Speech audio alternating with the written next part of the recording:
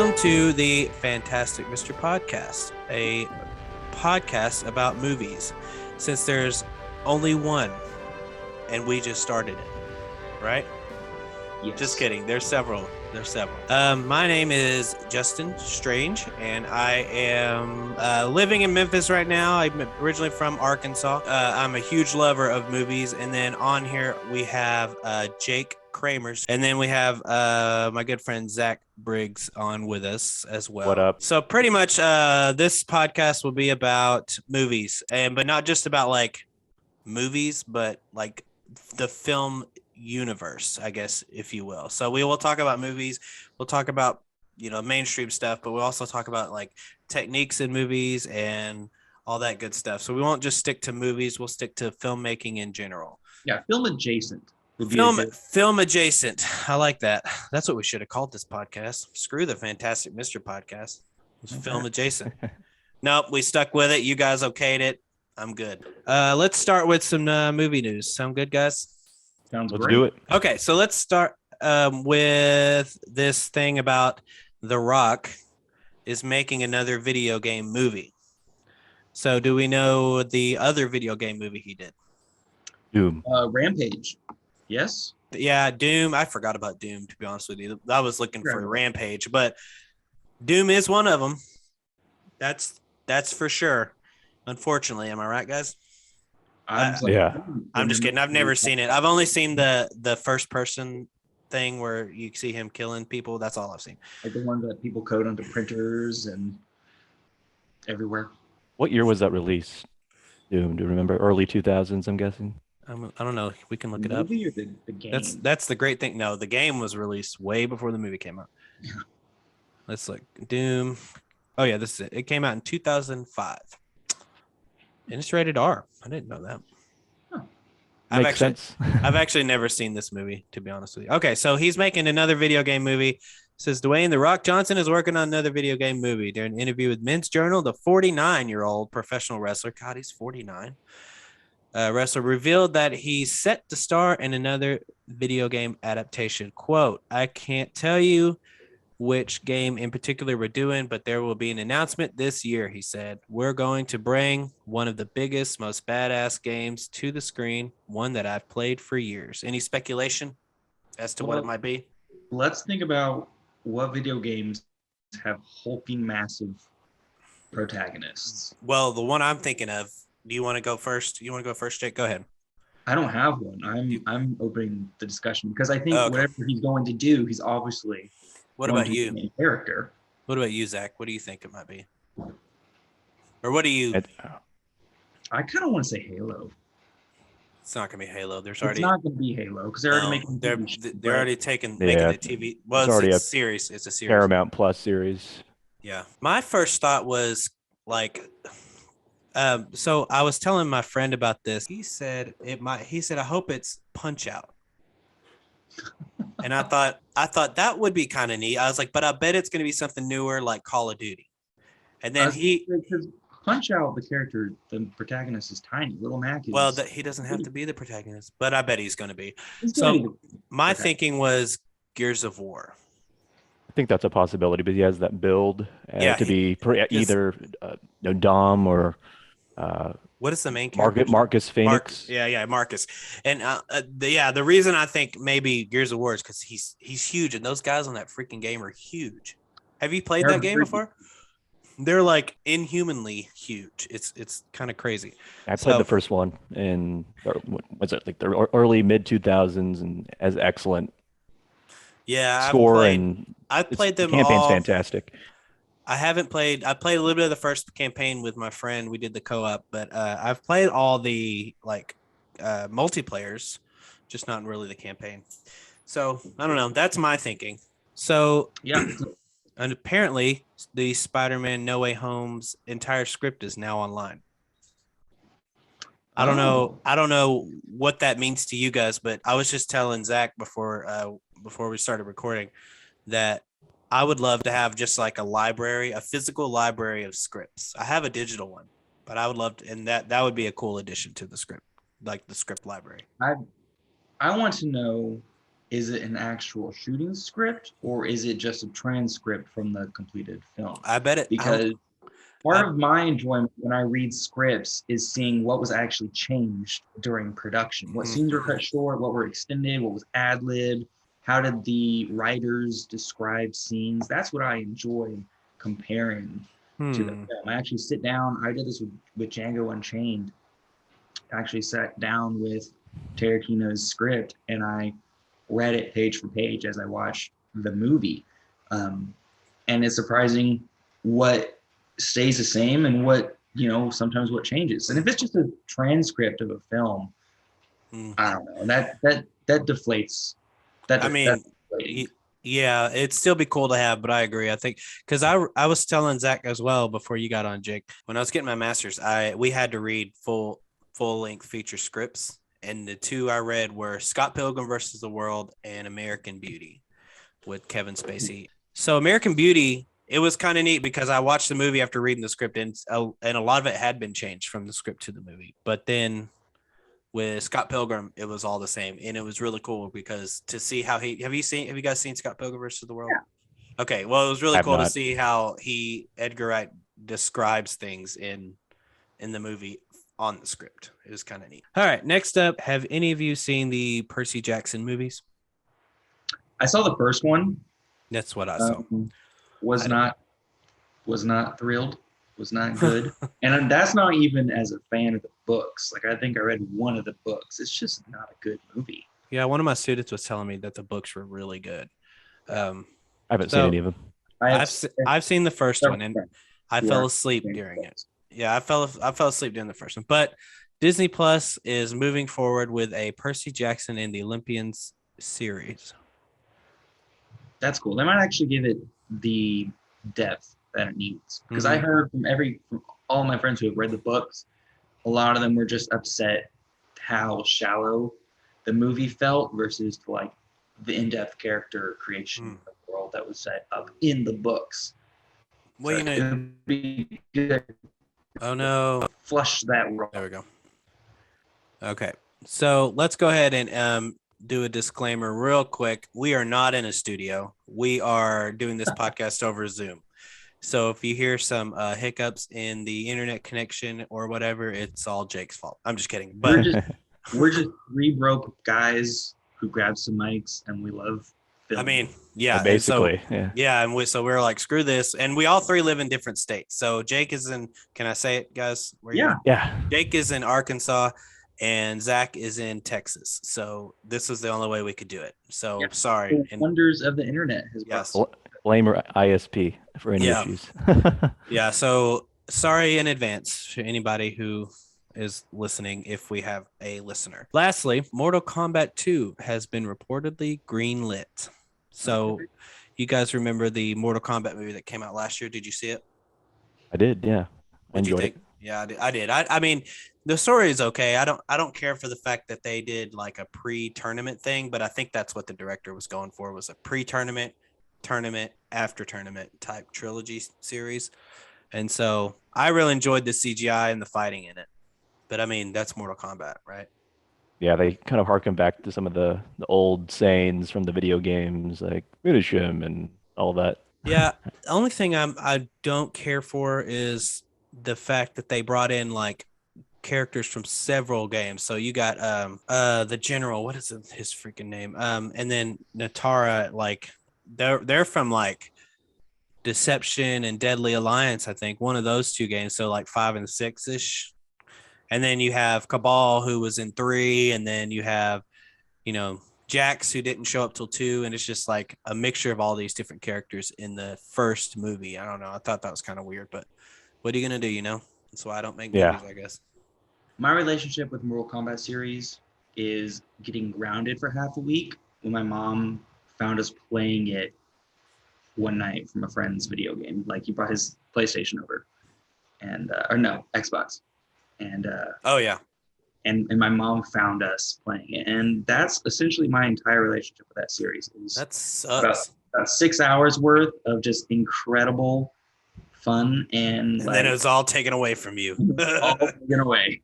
That's funny. I mean, that sucks, but that's funny. I've played every Mortal Kombat game since they came out, and it's really the only fighting series I enjoy. Like I've tried Street Fighter. I've even tried a little bit of Tekken. Not interested. And I actually have played Virtua Fighter too, and it's not that. I mean, it's okay. Those Tekken and Virtua Fighter to me are kind of the same game, and then Street Fighter is a little different. Mortal Kombat's like the most exaggerated of all those Yeah, fighting games yeah, for I sure. agree. But it's just not even really the way everything is. It's like there's so many different characters. They have all these unique powers, all these unique backstories. It's crazy the Mortal Kombat universe and how it like all connects. It's insane. So I've always loved Mortal Kombat.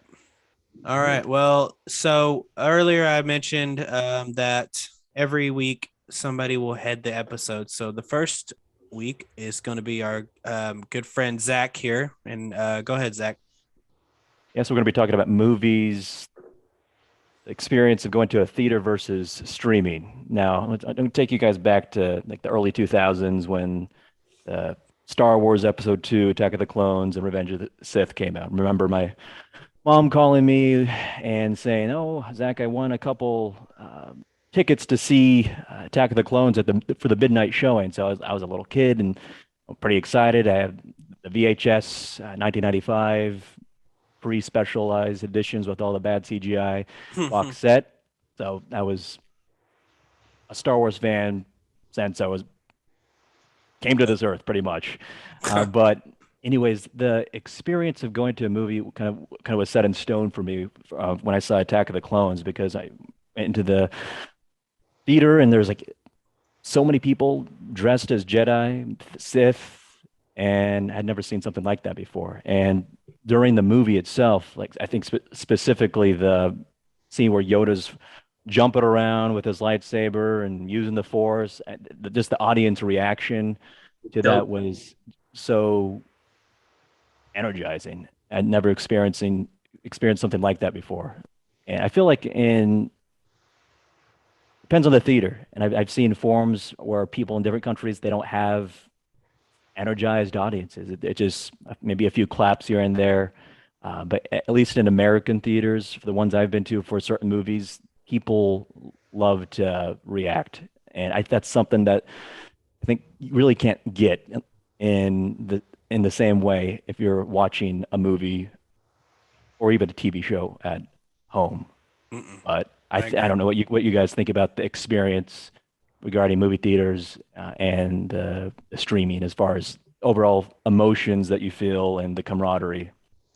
I think you're right. Like America has this incredible camaraderie when people get into a theater and watch a movie that they really, really adore and have been looking forwards to. Like the Star Wars is an incredible example. The Marvel Cinematic Universe is an incredible example. Just going and watching Infinity War and Endgame, which is like the crowd would erupt with cheers and you could feel the emotion in the theater as people watched. And on the one hand, I think that's an incredible aspect of our cinema. But on the other hand, there's this whole other camp that don't like that at all. They hate Mm, going to the mm. theater and they're always complaining about like, oh, they're throwing popcorn and this little kid's kicking the back of my seat. And like, oh, they clap at the end of the movie. Like, what's wrong with it? Yeah. People get So, upset if they clap at the end of the movie. It's like going to a play. they, Like they clap at the end of a play. they are. Uh, That's crazy. and I think it depends largely on the movie on which camp I'm into. There are movies that I go for fun, and there are movies that I go for like the cinematic experience. So Uh, what movie off the top of your head would you go for the cinematic experience? Inception. Okay, We saw that's that. We fair. saw one of the best experiences that I've ever had was going to see Inception. Okay. A couple buddies of mine and I got the last showing on the last day in the theater. The film started at like 10:45, and we were literally the only people in the theater I for bet that. that was awesome. And it was incredible. Like they even left us Oh in no. the building. I'm pretty sure they because walked out at the end of the showing. The theater was closed down. All the lights were off. It was closed. Like the front doors were locked. You could go out the side doors because there's like that one way like exit. But they Wait, closed the theater down while we were in the showing. did they say anything to you before they did that? No, not at all. We walked out and it was completely empty. But that was an incredible experience. That's awesome. Does anyone find it kind of strange, like kind of irritating how sometimes the ushers and people that are ready to clean, they're just kind of standing there, kind of making you feel like you need to get out of there. Where Yeah. I like to sit down and enjoy the credits and like kind of marinate in what I just So watched. I have a story about that. So me and a friend went and saw Man of Steel when it came out. And at the end of the movie, I mean, I wasn't expecting a post-credit scene because that's when Marvel had, started doing that. And DC did a little bit, not as much though. But I wasn't expecting anything, but I was like, let's wait to see what happens. Well, then she was standing there and she's like, if y'all are waiting for a scene after the credits, there's not one. And I was so pissed. I was like, you've got to be kidding me. Like, you want us to get out of here that bad? Like, you can't wait, 5-10 minutes to clean, or you can clean around me. I don't care. I still have this big screen in front of me. You're not distracting me one bit, but it just kind of upset me. I was like, dude, you're Yeah, getting it's paid really to funny. stand there. That's for me, that's my wife. I love to sit through My wife. I consider the credits a part of the film, and I like to watch through the credits and listen to the score and see who made the movie because I love the production of films as well. I like to see who does what. And almost inevitably, whenever we go to a theater or even just watch a film at home, like the Netflix series will, like a little picture-in-picture will pop up, and I want to get to play the next series, and I don't like to do that. I like to watch the credits, and my wife is like, "Why do you do that? Why are you watching the credits? The movie's over. Like, it's over. Move." I like your Like impersonation of your wife. That's She funny. doesn't sound anything like that. I've met your wife. Anyway, But sorry. why are you watching the credits? It's over. I'm like, because I like watching the credits. Well, Yeah. I will have to side with your wife on that. Unless I know there's something after that, I don't want to watch the credits either. I'm going to get to the next episode, or I'm going to get out of there. You know what I mean? Like And that's the mindset for looking at streaming. I mean, you have a 5-10 seconds to grab the remote and click to where you want to watch credits, or it's Yeah. gonna go on to the next episode or the next movie. Yeah, the only time I do that, like if it gives me that option, which I don't think Marvel, MCU, Disney Plus movies or TV shows give you that option. I wait. So with MCU TV shows on Disney Plus, I will wait and see if there's an end credits, because sometimes there is and sometimes there isn't. So, yeah, that's the only time I wait for credits. But if unless I know there's something after the credits, then I'm gonna get out of there. According to a 2021 Statistica survey, 28% of respondents preferred going to theaters, while only 15% preferred streaming.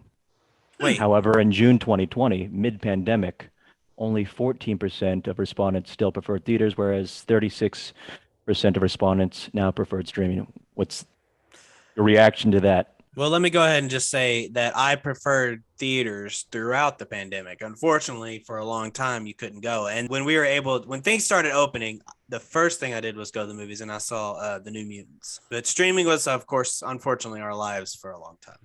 I could probably go back in time on like my bank history and find that transaction where I bought tickets for a movie. I'm trying to remember now which one it was. The first one I saw once everything reopened. That's Yeah. For me, it was the New Mutants, and I went with a friend, and I was like, God, I've missed this. And it seems like now, this year specifically, not this year, 2021 specifically, like I think one of the first movies I saw in 2021 was, I want to say, Godzilla versus Kong, and we saw it in IMAX, and I had to sit like all the way over, to the right of the screen because there were just so many people in there. So it seems like right now, at this moment in time, like it's really popular to go to the movies because nobody wants to sit at home. Yeah, I'm looking at that graph that you showed me. Mm-hmm. 1980. Go ahead, Jake. Sorry, I fall in the opposite camp where I prefer streaming most of the time, and it comes solely down to the area of life that I'm in. I have a wife and I have a little daughter and income. I can, I hate to say it, I can just get more from streaming services for my money. Like I could pay this nominal fee and then I can watch all the new films that come out. I just have to wait a couple extra months, which, is I'm okay with. Lame. I'm just kidding. I know it is, That's but it is what it is. The first movies that I saw, the first movie that I saw before the pandemic, or the last movie I saw before the pandemic, was Cats.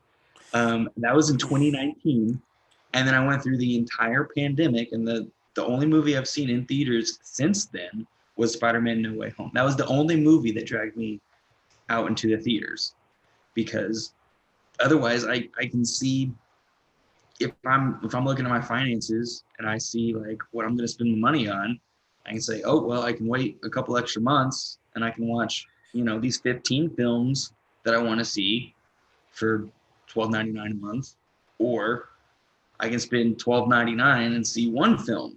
Granted, it's a really in theaters. It's in theaters. It's really nice, but just when it comes down to the price ratio, I kind of have to go with streaming on this one. I guess that's fair because you do have a family. Unfortunately, I do not. So I have to deal with. I can go to the movies whenever I damn want. Unfortunately and fortunately.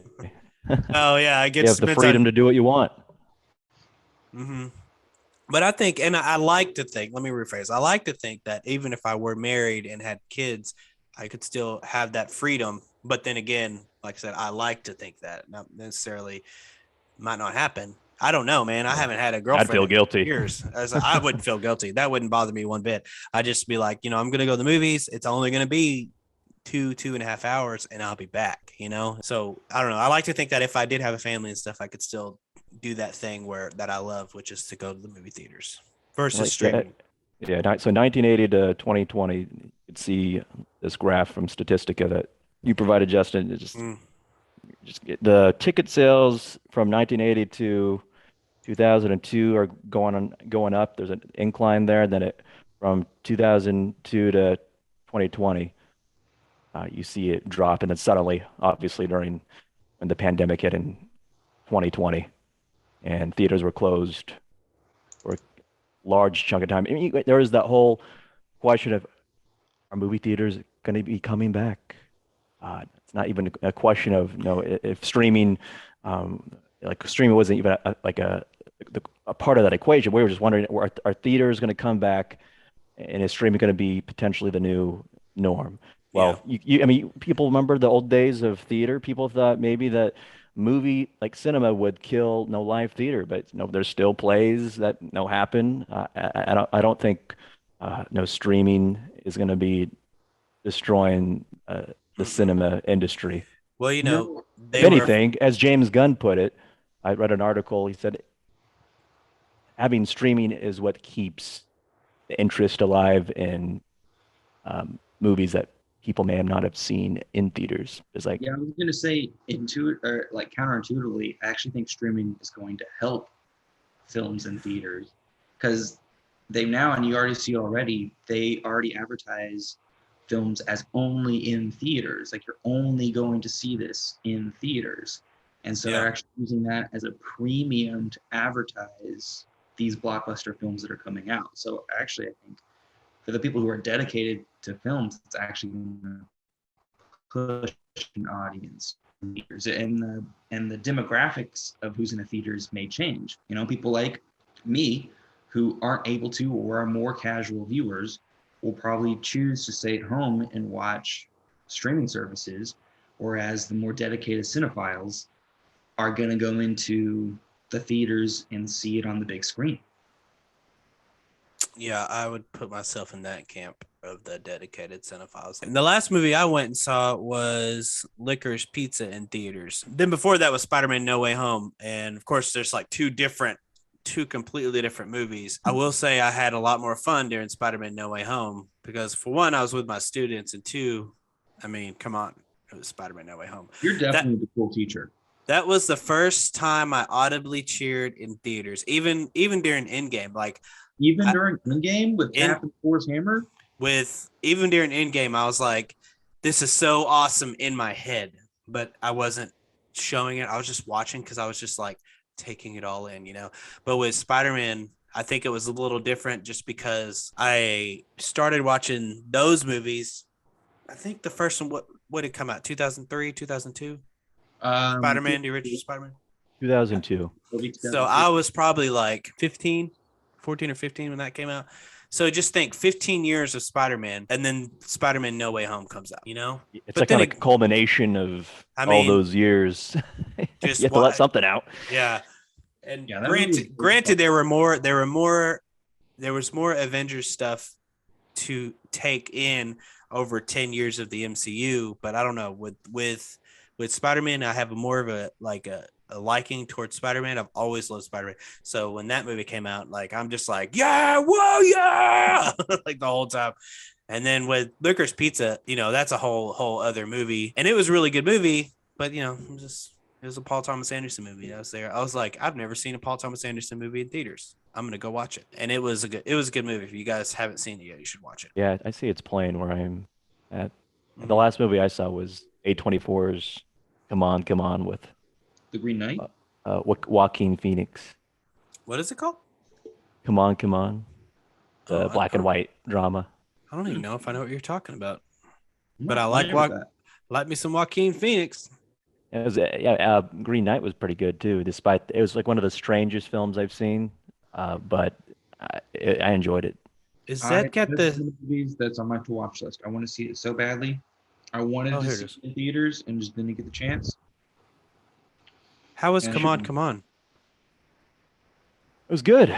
It Kind of looks cool. another coming of age type movie. It's about an uncle and his kind of eccentric nephew, very inquisitive, and essentially Joaquin Phoenix's character goes around interviewing people about life and issues, and this child kind of serves as this uh, not barrier, but it's kind of the conflict of the movie in a So it's kind way. of like So The People of New York, the film.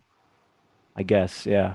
I But guess. with a black and white Well, I'm really intrigued in illustration, movies that are black and white in this day and age. So like and it's a this modern movie, film. yeah, this movie. I don't know if you guys have seen Nebraska, but that was a good movie. It's got Bob Odenkirk and Will Forte in it, and it was a really cool movie. I had to watch it for my one of my classes when I Mm. was getting my degree.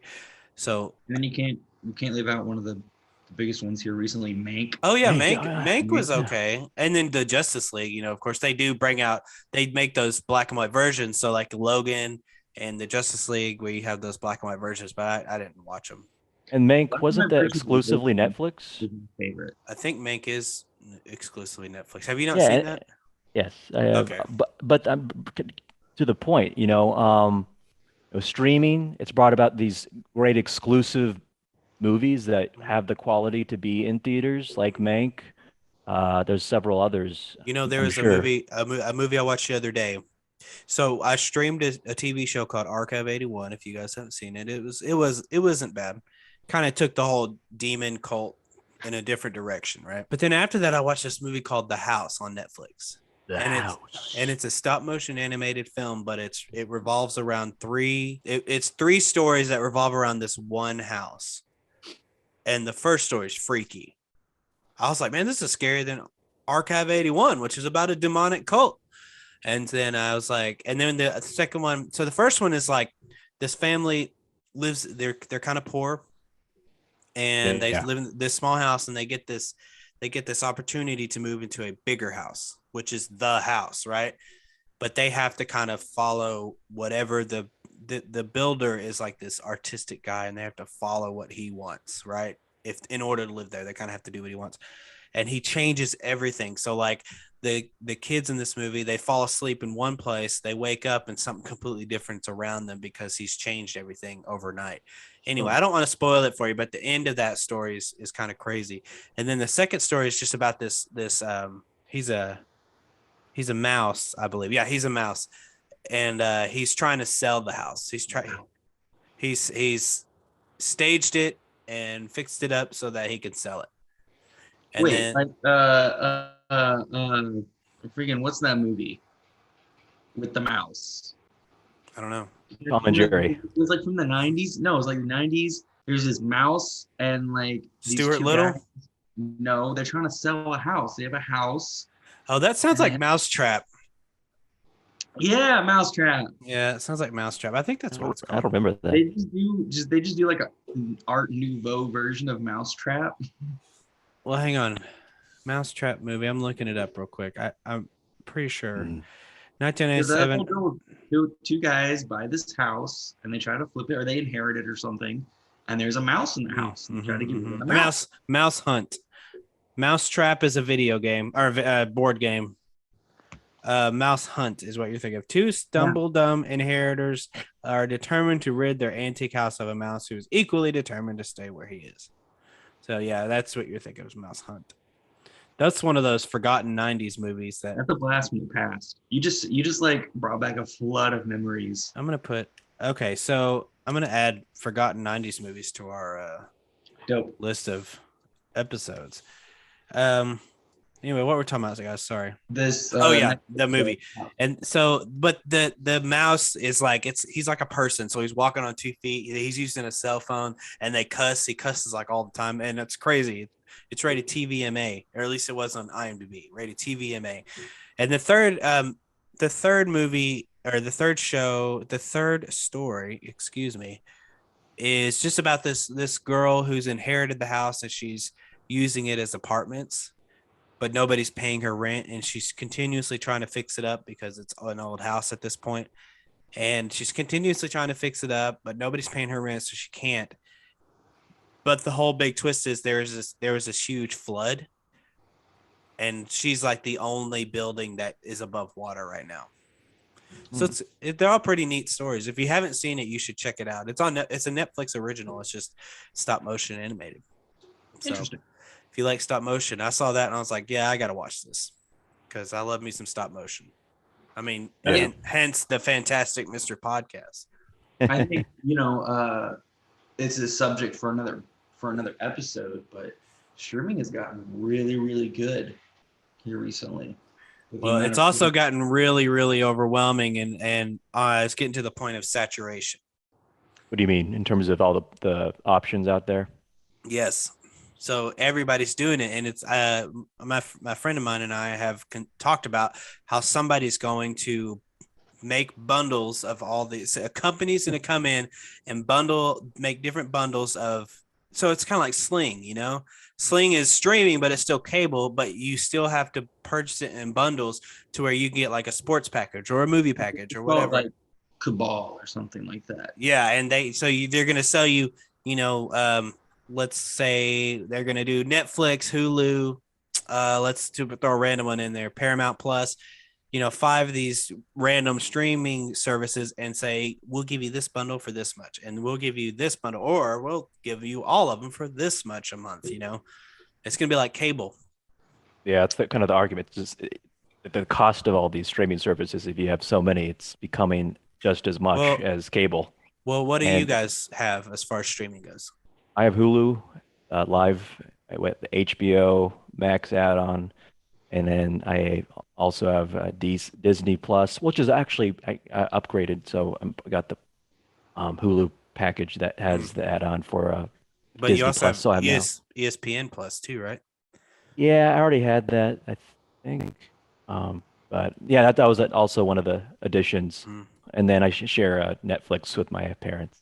I think a lot of people share accounts these days. They don't do anything about it. I just started sharing Netflix with my mom because I had my own Netflix for years. And then I was like, screw this. I don't need to pay for my own Netflix. I'm the only one on it. So I just canceled it and got thrown on my mom's. And then I have Disney Plus that my mom also pays for. I have a subscription to Paramount Plus that I do not pay for. My friends pay for it. I have Peacock that I don't pay for, that my friends pay. And by I have it, I mean I have their login.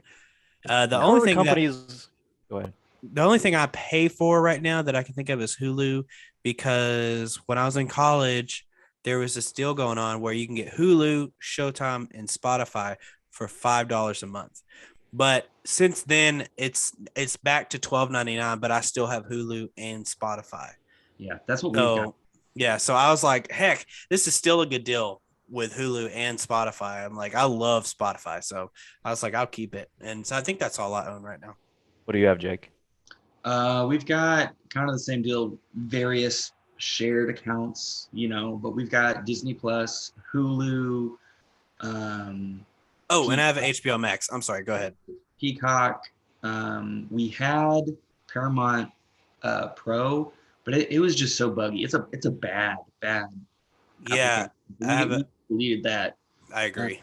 User interface is horrible. HBO Max, and we also until very recently had Amazon Prime, and we just Oh, came I have back. Amazon Prime. Thanks for reminding me. Yeah, I do have Amazon Prime. I don't really use it except to watch. Like the most I've watched on that is House and Comic Book Men. I got to the last season of House, and I couldn't make myself watch anymore because I was afraid of how it was going to end.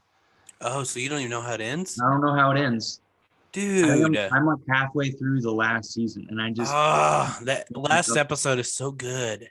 It's not one of my favorite episodes, but man, it's so good. It's the same thing with Parks and Rec. I think I I finally think you have a problem, is what it is, and you I think need I to finally just. watched all of Parks and Rec, and I only finished all of Scrubs because they had the spinoff season afterwards, and they put the spinoff season in the same like Scrubs, and so Well, I thought I no, had another season left. this. I was watching the last episode of the second to last season, thinking like, man, this really feels like they're wrapping everything up. Well, Series. here's the thing about that. It's not really a spinoff season. It is season. I think it's season 9, and have you watched that season? I watched like the first 3 or 4 episodes. And Because JD they're and like a college, and there's like new students, and he's a professor now. And well, I think Turk is a professor, I believe, and so is Doctor. What's his name? curly hair. Yes, Uh, Dr. Cox. So is Dr. Cox. It's not really a spinoff season. It's season 9. And it was okay with Scrubs. I don't remember why we were talking about that, but because I was talking about how I can't finish series. oh well, you're not missing anything with season 9. Well, the thing is they wrapped up season 8, intending on finishing it, that being the last season, and then they were like, we want another season of Scrubs, and so instead of bringing back JD and Turk and all them for whatever, they just decided they would turn Sacred Heart into a medical school, and then add Dave Franco in there. It was okay. It didn't feel like Scrubs to me. It was okay. It was very okay. I mean, I watched the whole thing, and there wasn't that many episodes. I don't think it was 20-something episodes like the normal season was, but it was just okay. So anyway, What do we next? think about the future of streaming? What more can there be done? I mean, is it just going to be more companies coming out with their own platforms? And how can they be innovative? And like Netflix is pushing that pretty hard. They're taking a lot of interesting avenues for the series or for streaming. Well, not Netflix, and I think Amazon Prime are starting to delve into video, like gaming, streaming, like game stream. So like, I don't know if you guys have heard of Google Stadia, but Google Stadia is essentially Google's cloud video gaming, and I think that's where Netflix, I've heard a little of them doing the same thing. Amazon Prime, I think, is doing the same thing as well. I actually know a little bit about Netflix. I've been researching them just for my own edification, my own weird. Not for the podcast. Got it. You're not helping the podcast. Got it. And they're doing video games on the phone. They're focusing on the what? On the phone. Mobile gaming. Okay, got it. Mobile gaming. They have various like film themed games based off of their original series, et cetera, et cetera.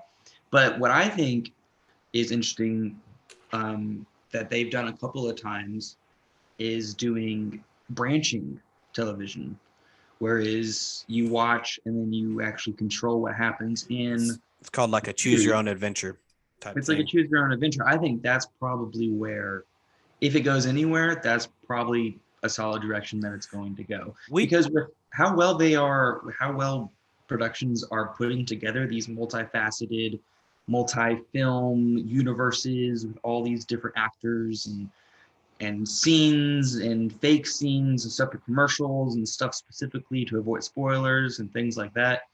They've got production down where they oh can yeah. take these branching series pretty Well, easily. have you watched any of those where they do the little choose your own adventure thing? Yeah. Black Mirror did it. That's the first one I did with Bandersnatch. It was pretty cool. I did it with so my niece and her friends were there, and so we watched it and we did the choices and stuff. It was kind of neat.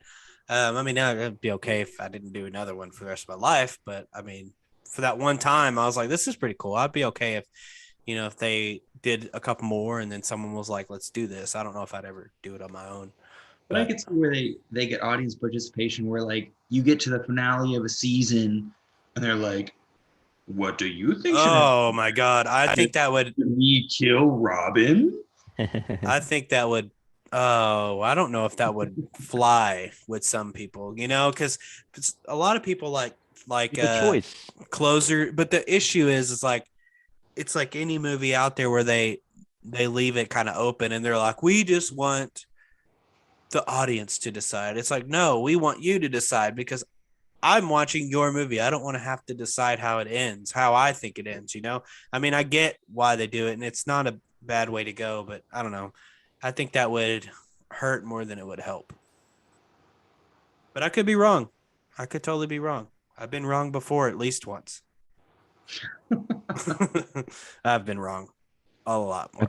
I think the good thing about streaming, I mean, for me is like I never saw Solo, the Star Wars story in theaters, but I recently watched it on Disney Plus. So it's like one of those examples. I don't want to see that movie in theaters. As I said, I don't think it's worth it, but maybe I'll check it out one of these days I once saw it it in theaters. goes on streaming. So it was like that was one of those movies. Another one was The Many Saints of I think Newark. It was kind of a spin-off of The Of The Sopranos, Sopranos, yeah. which I'm on the last season finally.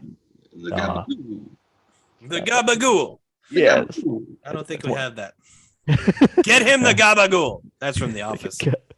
But yeah, I think remember when Netflix started out as Dude, mailing DVDs? you took my thing. I was going to say that. Okay, go ahead, Zach.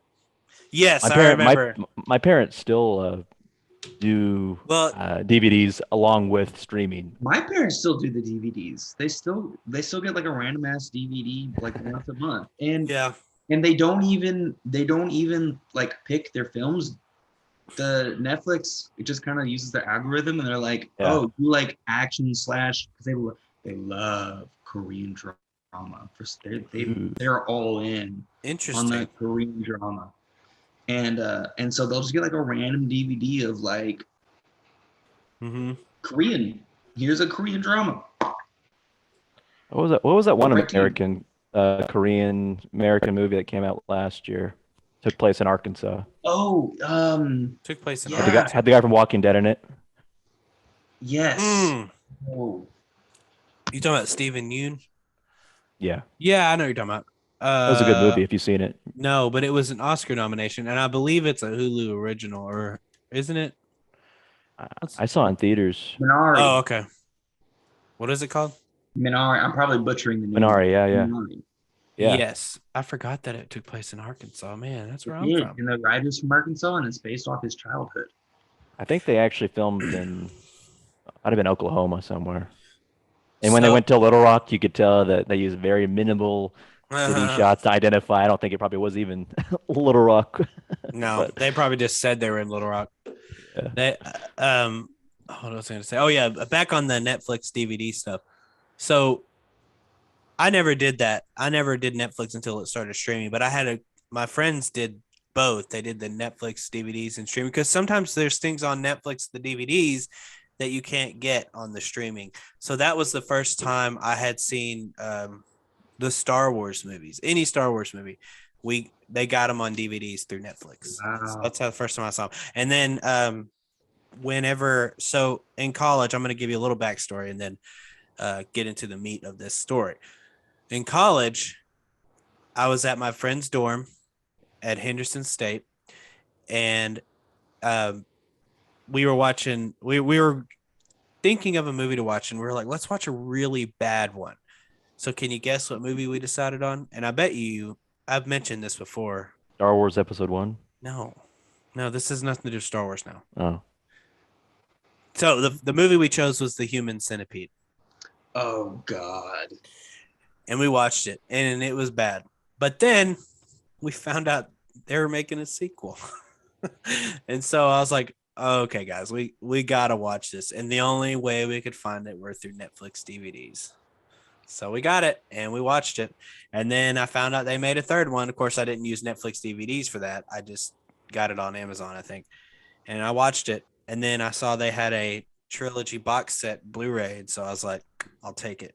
That's one of your things where it's so bad. It's not even really that good, but it's just one of those things. I'm like, I don't really like this movie, but I gotta have it. You saw it and something awoke inside of you.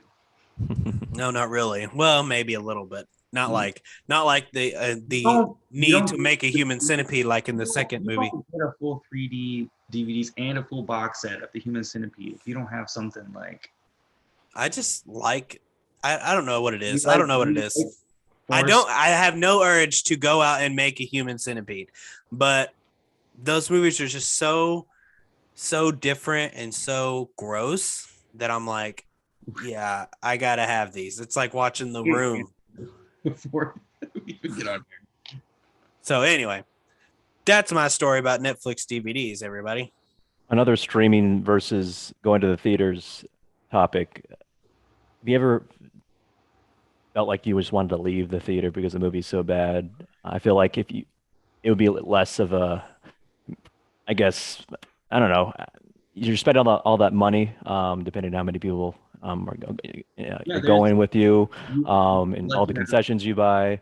But I feel like if you're streaming and you're watching a movie you don't like, you could just turn it off. Whereas you do it at a movie theater, at least for me, there'd be some type of anxiety of like, can I feel guilty that I'm leaving in the middle, like feel weird about it. But people do it.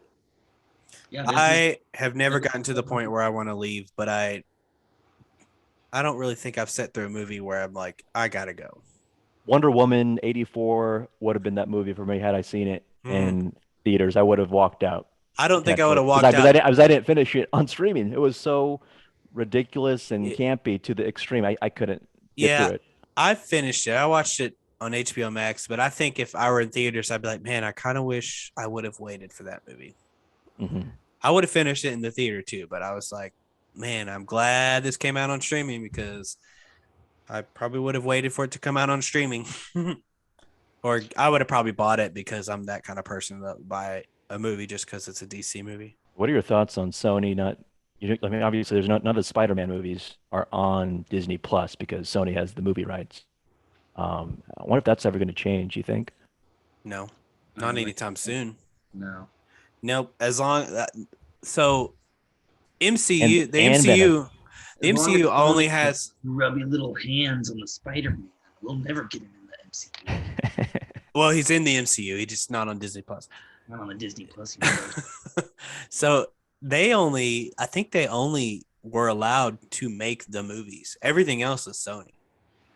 Marvel's like, okay, we just want to make the movies. And I'm sure that Marvel makes some money off of it as well as Sony, but they're, putting it on Disney Plus and all that stuff. That's all Sony. If they want to put it on Disney Plus, great. Yeah, streaming really helps these companies, these studios to make the money because it's I think movies at this point, like going to the theater, it's like a supplement to the money being made through streaming services. Well, they had to do something during the pandemic, so they just waited and waited and waited and waited and waited and waited, and they're finally like, no, screw this. We're gonna do both. Like, we know movie theaters are open, but people aren't going to movie theaters, at least not right now. So let's release it on. I can't remember the first movie that I saw that was. The first movie that was released on both was Trolls.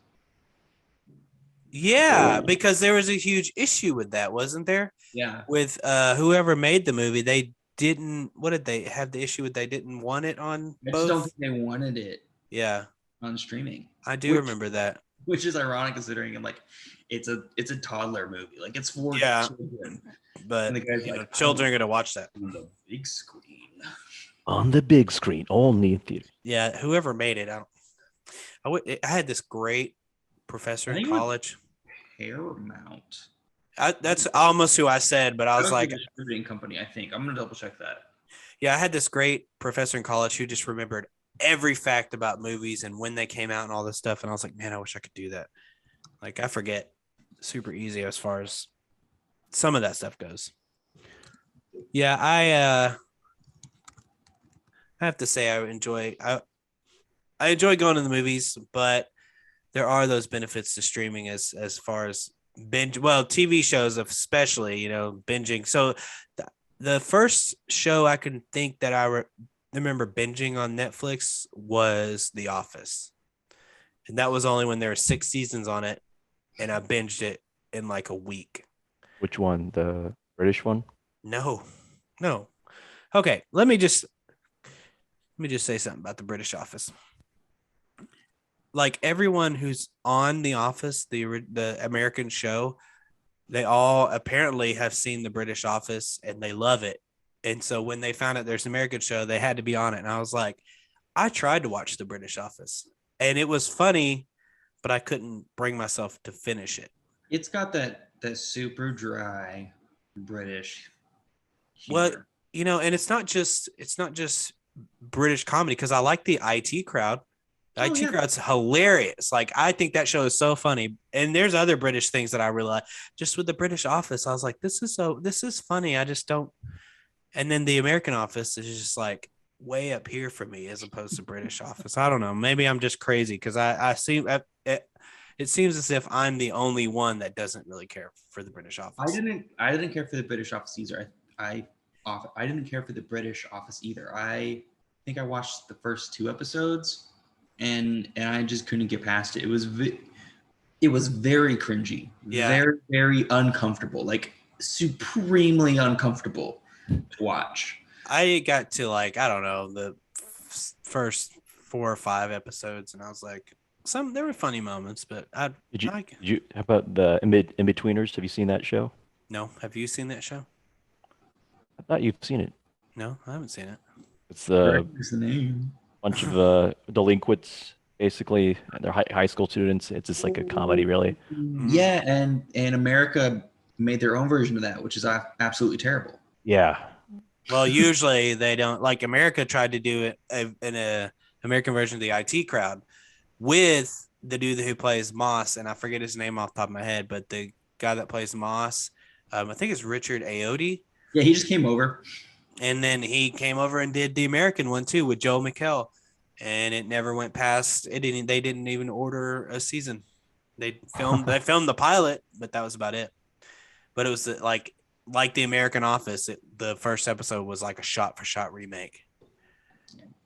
Speaking of American remakes and streaming, because we talked about Korea shows earlier, The Good Doctor. That's on. Mm-hmm. I know. The Good Doctor is actually an American remake of a Korean show as well. Yeah, you know, I just found that out, and it's actually doing. I haven't seen it, but it's actually doing really well. Really good. Yeah, I haven't seen it. I do remember it playing at work when we all worked at KTV together, but well, I guess it might still play now just because we don't work there anymore. It's still on air. Yeah. He's married now, I think. Yeah, I do remember seeing him getting married. I do see like some promos for it. I think it's on Hulu. Is it on Hulu? Oh, don't do that in the microphone. I don't know. That was really loud. Okay, let's look it up. Oh man, I have to log in on my computer. I'm not gonna do that. Anyway, it doesn't matter. Yeah, it looks okay. I'm not a huge medical show fan. I liked Scrubs and I like House, and that's how I binge watched Scrubs was on Netflix, and that's how I binge watched House with DVDs, believe it or not. binge watched House through DVDs. I binge watched Smallville for 3 DVDs. Well, I say binge watched. As soon as the new season came out, I bought it. So what are your thoughts about, binge watching versus, waiting a week, kind of like the old school format of TV series? Yeah, I'm good. I'd rather just get it all at once as opposed to the whole waiting a week. Like, I think that nowadays we're so accustomed to it that when they do that, like on Amazon Prime and Hulu's even doing it with How I Met Your Father, you have to wait a week in order to get the new episode. And Disney Plus did that with the Marvel shows. So I'm like, dude, just give it to me all at once and I'll take it. That's what she said, I guess. All at once, especially because now they essentially shoot these films or these TV shows as just 10-hour long movies. Well, that's and how. So when I just watch one episode, I feel like the DVD player got cut off. I feel like I'm not finished watching the movie. Well, that's how all TV shows are shot. I don't know. I mean, maybe back in the day, 24 and Lost, they kind of ended in such a way I'm going to that disagree with you on needed that. to wait. No, the new streaming TV shows are definitely shot more cohesively. Well, yeah, they are now, but with traditional TV shows like network television, they would shoot so many episodes, then they'd have the winter break, and then they'd finish shooting. So, granted, streaming I don't think does that so much anymore. They can just be like, give it all to me now, as opposed to making you wait. They're choosing to make you wait. Here's the difference, though. Even though traditionally they were all shot at one time, I still feel the writing of the series was written in such a manner that they intended you to want to come back the next week. They were still writing it in the manner that they had a hook on the end, and that was going to bring you back the next week. Whereas TV shows for these streaming services are essentially built as little 10-act movies, where yes, they still have a little hook on the end, but they're much more cohesive. They're much more condensed and solid and built with the moving parts in between the episodes that you really kind of need to watch them all at once to understand the flow of the story. Whereas traditionally, there was no end date on any of these TV shows because they expected or wanted to be, re-upped every season. So they didn't ever make a conclusive end. They didn't ever give you a satisfied ending that you get with these streaming services because these films, TV shows for streaming services are built with that structure in mind, where the season is over, that season is over, and you might not get a second season. Well, yeah, and in that regard, yeah, I guess it's good. I mean, you got to look at like shows like Not How I Met Your Mother, My Name Is Earl, or Teen Titans, the original Teen Titans. They both ended on cliffhangers because they weren't renewed. Yeah. Which sucks because I really want to know what happens with My Name Is Earl. I love that show. I feel like fewer episodes too kind of helps with that cohesiveness. Yeah, because network television runs 22 to 24 episodes, even with hour-long shows. I don't know if they do that so much anymore, but at least back in the day they did. Smallville, hour-long shows getting 22 episodes. Same with House and all that. And now with streaming, you're only getting 11, 13, maybe 15. Ozark season 4 is out, and it's the last season, and they're calling it a supersized season with 14 episodes. I'm like, that's not really supersized though, is it? It's just normal. So did you ever watch production value is so much higher on these? Oh yeah, it's like watching a movie. Go ahead, Zach. You ever watch Designated Survivor? That's with Keanu Reeves, right? Or Keanu Reeves, Kiefer Sutherland. No, I didn't. Yeah, it started out as a network show about Yeah, but it got guy becomes president and everything. And then, anyways, it goes to a streaming service like Netflix, and this quality I guess you could argue maybe is better, but they just included so much unnecessary swearing all of a sudden just because it could be on Netflix. Oh yeah. It kind of took me out of it. That was one of my parents' favorite TV shows that they watched on cable, and then when it got picked up by Netflix, they hated it for precisely those reasons. They hated the gratuitous language, they hated the gratuitous sex, they hated that it was more about like the drama and the relationship as opposed to like the story. Yeah. Yeah. They do that. I mean, even with what am I thinking? Oh, How I Met Your Father. Okay. So I don't know if you guys have seen How I Met Your Mother, but it was on a network television, I think NBC or CBS. I think it was on CBS for 9 years. And then Hulu picks up How I Met Your Father. And it's not with the same creators. And now I'm hearing like, shit and all this stuff, like extra cussing. I'm like, it kind of takes me out. And even like shows like Fuller House, which is a Netflix original, that don't really cuss, but they do say other things. Like the first time I ever heard them mention boobs on that show was on Fuller House because Kimmy was making fun of Stephanie, and she's like, "Oh, my name's Stephanie. I have big boobs," and I was like, "Oh, geez." Like even with Fuller House, I was like, "Oh my god!" Like all they did was say boobs, but you're not used to that on network television. Yeah, that's what I Sorry. was going to ask. Why does it take you out? Because you're used to shows in that format being on network television, and for suddenly Yeah. have all this Well, other stuff added on streaming, it's kind of off-putting, I guess. I watched a lot of The Ranch on Netflix, and I thought it was hilarious. But man, it was like every other word was the F word because it's a traditional, almost it looks like a traditional three camera sitcom, and you're expecting wholesome family entertainment, and then they're saying the F word all the time, and I was like it would take me out for a second, but I liked the show up to a point. I kind of stopped watching it.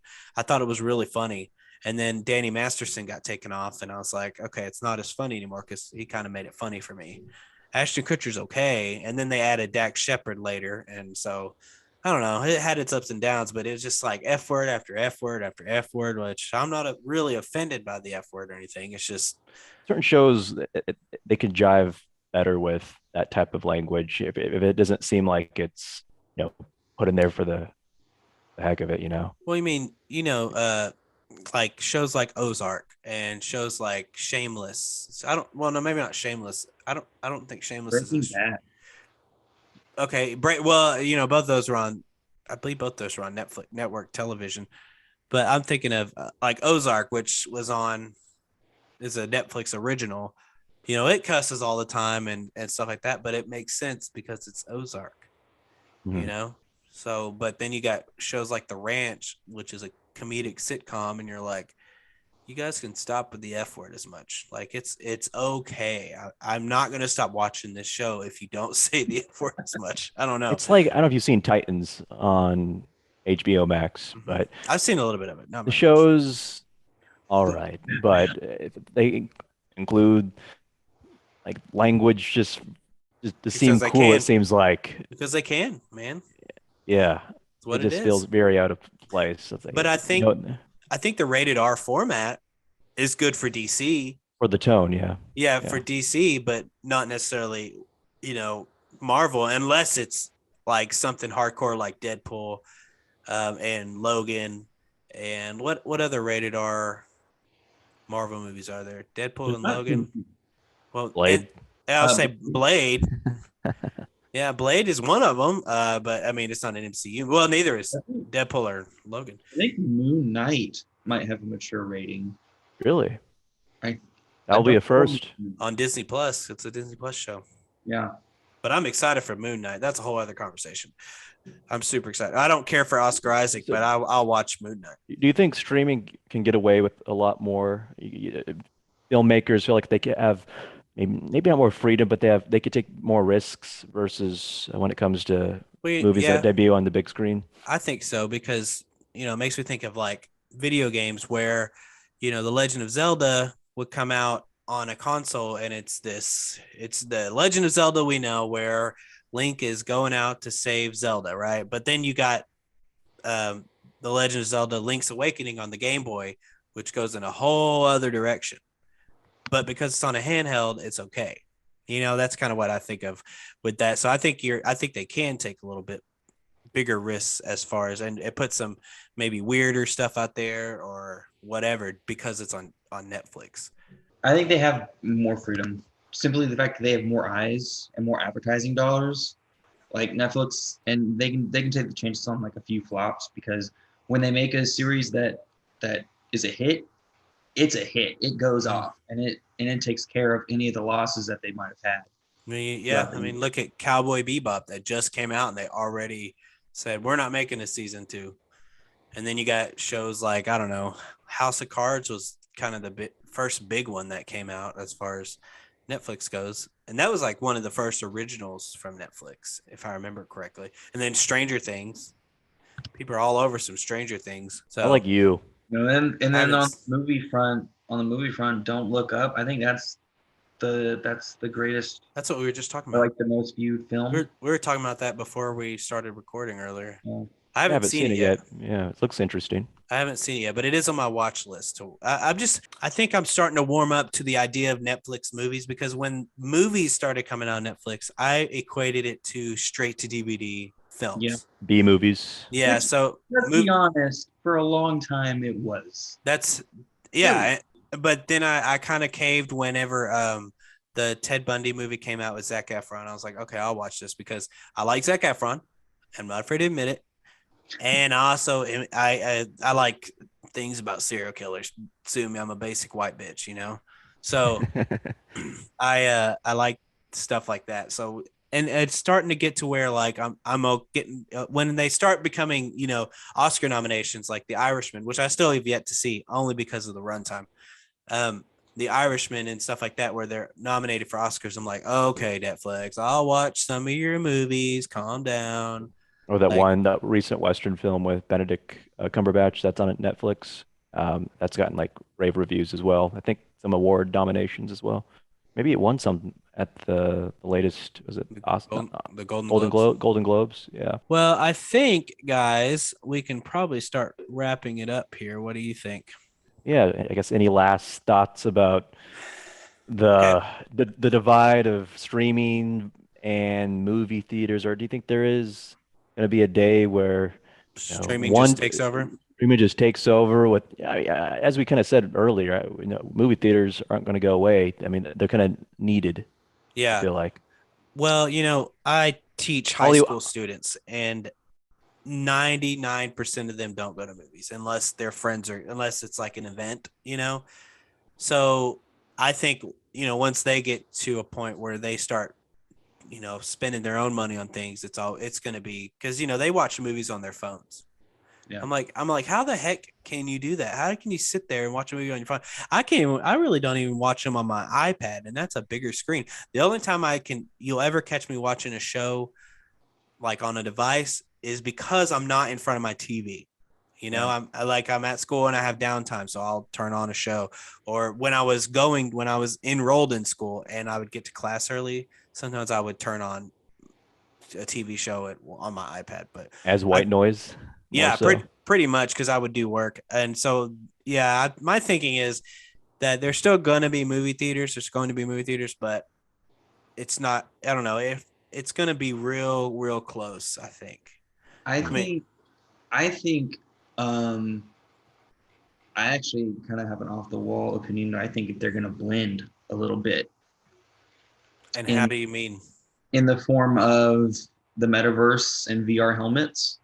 I think AMC is going to make a virtual theater where you could go pay premium, put on your VR helmet, and get to watch a movie with your friends in virtual reality. Why would you want to do that? When you think about it, as you're wearing the VR headset, you're getting the same, equivalent visually, your perception, you get the same equivalent as Yeah, a but movie theater, the size, but yeah. you're still at home and you're comfy and you have your snacks. If someone's Okay, you're at home. if someone's Okay, yeah, that's but where I was confused. but I don't know why. For you're some getting reason, the theater experience at home. If someone okay, told you, okay, hey, you pay me $25, we're gonna give you this blockbuster hit that's coming out. You're gonna watch it on a VR headset. You can watch it with your friends. They're gonna be in the digital space beside you. You can sit on your couch, be all comfy, eat your own popcorn, whatever chips, drink your alcohol. I mean, you wouldn't pay 20, 25 bucks for that experience? I'm gonna be honest with you. When you mentioned that, I was thinking they were going to a movie theater to do this, and I was like, why the heck would they want to do that? Like, Defeats the purpose, right? it does, yeah, it doesn't make any In sense. front of you. Well, it doesn't make any sense because it doesn't make any sense. I know, I get it. I Get think that. that's an interesting idea, especially if you get the virtual reality could really simulate that grand experience of looking at the screen, you Yeah, know? you'll get Yeah, like perceptually, you'll get the size of a theater screen. yeah. I mean, that makes more sense. Your home. And I would be apt to do that. Like, I would totally try that. Like, that would be kind of neat. It'd be kind of like I don't know if y'all seen the anime Sword Art Online, but essentially it's a anime about a video game, but you're essentially wearing like a VR helmet and you're in the game, right? And that's kind of what that reminds me of. It's like you're in the game, you're interacting. Of course, this is a movie, so you'll just be sitting there, you know, with your popcorn or whatever you're eating at home. You can't really interact. But yeah, I guess that would, now that I've realized that I'm an idiot and you're not going to theaters to do this. Now, I guess if the theaters had the VR headsets, maybe kind of like an arcade where you go and you pay for their stuff. If that were the case, maybe they might, which I could see that happening too, where you go and you pay for to wear the headset and to watch the movie, and you pay for their concessions and stuff like that. I think that could definitely go both ways. Like, as far as sitting at home or doing it, I don't know why you'd go to a theater to do that, but I think they might try it at least once. Yeah, if you don't own a VR headset, like you don't Yeah, have you just go and watch the movie. get a little COVID-friendly booth. That'd be kind of neat. I might try that out. Little booth, soundproof. You get in, put on a headset, and your buddy 3 booths over sitting right next to you in the digital space. Yeah. Yeah, overall, I'm glad, how the pandemic has kind of evolved the way people consume their media, despite obviously how negatively impactful it has been on cinema in general. We had AMC at one time declaring bankruptcy, and now I think they've certainly recovered. Other, I think, theater companies as well were in bad shape. Bad shape, yeah. For sure. And I was like worried about Regal as well. But overall, I think the positives outweigh the negatives for the future of cinema, whether you watch it on your couch or you're sitting in the stadium seating, which like every city nowadays is assigned, and you have the seats where you could put your legs up, which is nice. If you guys want to talk about upcoming films, yeah, I was just gonna say, we'll wrap it up, but we'll talk about a few upcoming films. What's been on your minds? What's been on the radar for you guys? Honestly, the next film that I'm interested in is the Batman. But look, Jackass Forever comes out February 4th. Oh my God. I am so excited. I remember when this movie was announced, dude. And that's going to be awesome. Sorry. I've never seen a Jackass movie in theaters, and this is the first time I ever do it. I get it. So, yeah, to see a Jackass movie in theaters, that's going to be awesome. So that comes out. I've on like crappy VHS and like. Well, now it's on Paramount Plus and full party. I have that Paramount Plus login, so I can watch them there, but I've never seen one in theaters. Let's see. So that's exciting for me. There's some stuff that's coming out that I've never heard of. A lot of stuff, actually. There's an interesting film that I see coming out, which is The Black Phone. It's labeled as a horror, but I'm not sure if it actually is going to be a horror. But it's about this little kid that gets kidnapped by like a kidnapper who's going to do terrible things to him. But he's put in this room, so you kind of have this aspect of like a one-room film a little bit with a cut-off telephone, and then the telephone rings, even though it's cut off, and it's the ghosts of all the kids that he's murdered before, and the ghost children like help him escape. Essentially, that's the gist that I'm getting from the trailer. And there's also Pretty like a cool. little girl who has like dreams about him, and she's trying to convince the police to go find him. So there's like a little girl Oh, that's cool. costume. There's a kid in a basement, and like the horror is the protagonists, and the monsters the kidnapper. Like it looks like it's a really interesting mix up of a lot of It genres. it kind of reminds me of Parasite, where Parasite was kind of this comedy, more like a It's like a comedy at the romance. first half, and then it turns into like this horror type, not really horror, but more of a drama type movie. Kind of changes directions in the middle. Are you talking about the movie from Stephanie Meyer? No, I'm talking about the movie from it was a Korean movie, I think. Oh, it won yes. the Oscar for Okay. best film. Uh, Yep. mhm. So also the next one that's coming out that I see that I'm interested in is Uncharted with Tom Holland. Yeah, That's that looks interesting. Yeah, I'm super excited for that. And then the King's Man. I don't know if you guys have seen the King's Men movies. They're so cool. So I think I'm gonna go see that. I was thinking of The Host, by the way. The Oh yeah, host. the host. Yeah, no, that's totally different. And then looks like Tyler Perry's coming out with a new movie called A Medea Homecoming. I'm not a huge fan of I've never Medea. seen a single Medea film. I've never seen. I've seen Tyler Perry films. And I saw a Tyler Perry film with Medea in it, but it wasn't a Medea film. And then I had to watch one for. I took an African American cinema class, and we had a section on Tyler Perry, and we all had to pick one, a Tyler Perry movie, and so I picked Deeds, which was a Lifetime movie essentially. So I'm not a Hmm. huge fan of Tyler Perry. I did like him on Teenage Mutant Ninja Turtles: Out of the Shadows. He was good in that. Oh, look, Cheaper by the Dozen's getting a reboot on Disney Plus. Speaking of reboots, I was looking at Death on the Nile. Yeah, that's not a reboot. That's a sequel. Is it a sequel? It's a sequel. I'm pretty sure that's the sequel to Murder on the Orient Express. Okay, so it's murder, but they made a Death on the Nile like back in the 30s. Okay, but that's not a reboot. Then that's a remake.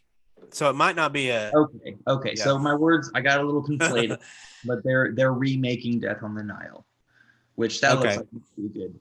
Yeah, That'll be Agatha good. Christie. I like murder mysteries to begin with, and especially like old classics. It might not be a sequel to Murder on the Orient Express. Now that I'm looking at it, I think it's the contributing factor is the same detective. and it's the It's same the same author, detective. of course. Yeah, I will see that. I saw the Murder on the Orient Express in theaters, and I thought that was a neat movie. It was just that visually it looked cool. I don't know if you guys have seen it, but And Death on the Nile looks like it's going to be a very interesting visual. yeah, I'll check it out. And then of course I'll stop at March, but looks like the Batman comes out March 4th. So I think we're Oh all yeah. pretty excited for that. And I know you are, Zach. Oh yeah. Yeah. I think it's one of my favorite movies. I'm looking forward to for sure. I don't think Robert Pattinson's gotten as much flack for becoming Batman as Ben Affleck did, but I think he's going to do a fine job. And I thought Ben Affleck, when he was announced, I was like, and everybody's making fun of him. I'm like, dude, he's an Oscar winning actor. Like he's gonna do okay. And now everybody loves him. You Yeah, know, I I think don't think he did a good job as Batman. I do. I think he did. I don't. I don't think he was the best Batman by far, but I do think he did. He surpassed everyone's expectations. He was like a I think walking refrigerator. Yeah, whatever, dude. Go ahead, Zach. I think what the Matt Reeves Batman or the Batman, what makes this different than maybe the excitement or feelings about when Ben Affleck was announced to be Batman and Bruce Wayne is that this is an entirely different universe. Mhm. It's its own potential new universe to kind of maybe expand. Maybe there'll be characters that we haven't seen in live action since the 90s. Maybe we'll see like a version of a more grounded version of Victor Freeze, maybe Poison Oh, that Ivy, I would love to see Victor Freeze live action again. Not Arnold Schwarzenegger, but or a like serious take. yeah, Yeah. I think that would be cool to see Mr. Freeze again. The Riddler. Have you seen the new trailer for the Batman? Yes. The newest one with the Paul Riddler? Dano. Yeah. Yeah, Paul Dano sounds great. Um, as Zodiac killer vibes. yeah, for sure. And there's an entire, well, not entire scene, but it's on YouTube. There's a scene from there's a funeral, and it's like 2 minutes, and it's pretty. It Yeah. gives you an idea of the tone and everything.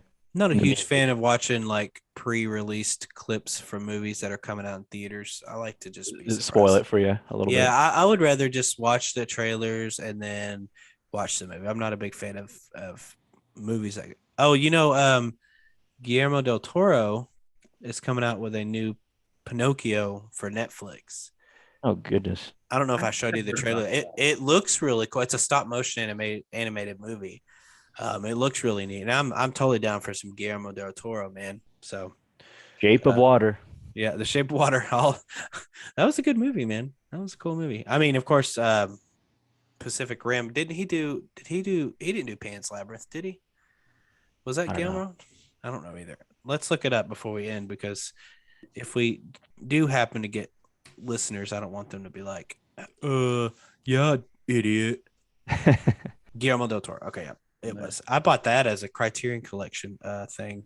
So it's gonna have special features. I still haven't watched it. Okay, so I think that is going to do it for us tonight. So if you're listening to the Fantastic Mr. Podcast, feel free. We will have several social media outlets to reach out to us at. We're gonna have, what did we talk about, Jake? We're gonna be on TikTok, Ugh. Instagram, Facebook, Twitter, YouTube, and I think that was it. I think That was it. I think we were going to do 5.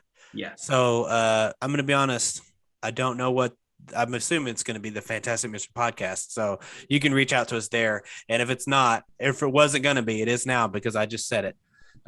So yeah, you can reach out to us there if you have any ideas for like episodes or anything you want us to talk about. And if you've made it this far, give us a like. To first episode, if you made Yeah, it all the way. Oh, are you talking about if you made it to the end of the? Yeah. Got it. Yeah, leave us a good review. Share us. Give us a review. You know, that's what helped us little podcasters out the most, is just interacting with the content. So anyway, I think that'll do it for us for tonight, for our first ever podcast. I've never done a podcast before, so this is my first one, and I actually am recording another one tomorrow. So that's gonna be fun with not you guys. We'll talk about we'll talk about that another day. All right. So anyway, and that's it from us tonight. So I will see you guys next week. All right. Later. Thanks for listening. All right. See you guys.